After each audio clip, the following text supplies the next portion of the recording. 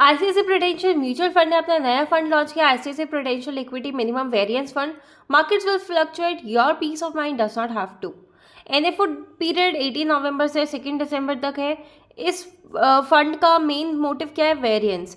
Variance measures the deviation of each number from the average. अब इसका मतलब क्या है कि आपका जो पोर्टफोलियो है, आपने जितने पैसे इन्वेस्ट किया, अगर मार्केट 10% से गिर रहा है, आपका पोर्टफोलियो कितने परसेंट से गिर रहा है, उसी चीज़ को कैलकुलेट करने को हम डेविएशन कहते हैं। डेविएशन, स्टैंडर्ड डेविएशन का जो स्क्वायर होता है वो आपका होता है वेरिएंस। अब इन्वेस्टमेंट स्ट्रैटेजी क्या है इस फंड की? निफ्टी 50 यूनिवर्स लिया जाएगा, लाइक लार्ज कैप स्टॉक्स लिए जाएंगे। लार्ज कैप में भी हम उसमें फिल्टर लगाया जाएगा। इसमें लो वोलेटिलिटी किस फंड का है उसको वेटेज ज़्यादा दिया जाएगा और अकॉर्डिंगली।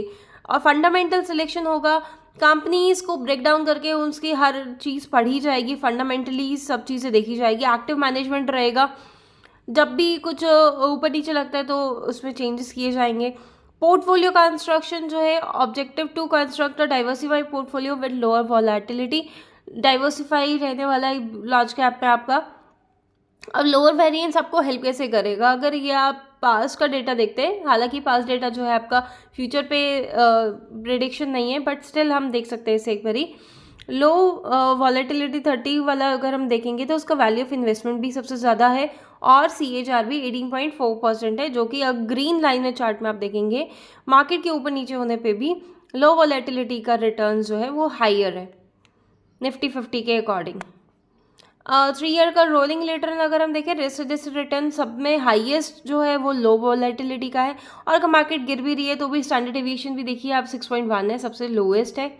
अब ये इसमें कौन कौन इन्वेस्टर इन्वेस्ट कर सकते हैं? जो भी लॉन्ग टर्म कैपिटल अप्रिसिएट करना चाहते हैं, जो भी इक्विटी स्कीम में इन्वेस्ट करना चाहते हैं पर हाई वॉलेटिलिटी मार्केट को देखकर थोड़ा डर जाते हैं, और आप लार्ज कैप में इन्वेस्ट करना चाहते हैं जिनका गुड कॉर्पोरेट गवर्नेंस, अच्छा कॉर्पोरेट गवर्नेंस हो और कैश फ्लोज भी उनके पास अच्छे रखे हों, उस कंपनीज में इनका फोकस है।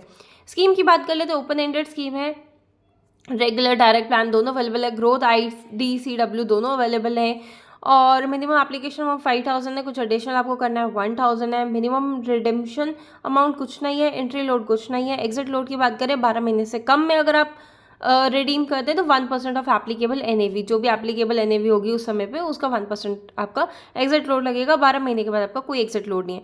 बेंचमार्क इंडेक्स की बात करें, Nifty 50, TRI, SIP, SWP, STP सारे अवेलेबल हैं। Fund managers Vaibhav Dusad sir, and for overseas investment के लिए Neeta Mishra. Riskometer very high riskometer है। Mutual funds are subject to market risk, read all scheme related documents carefully. Thank you for watching this video.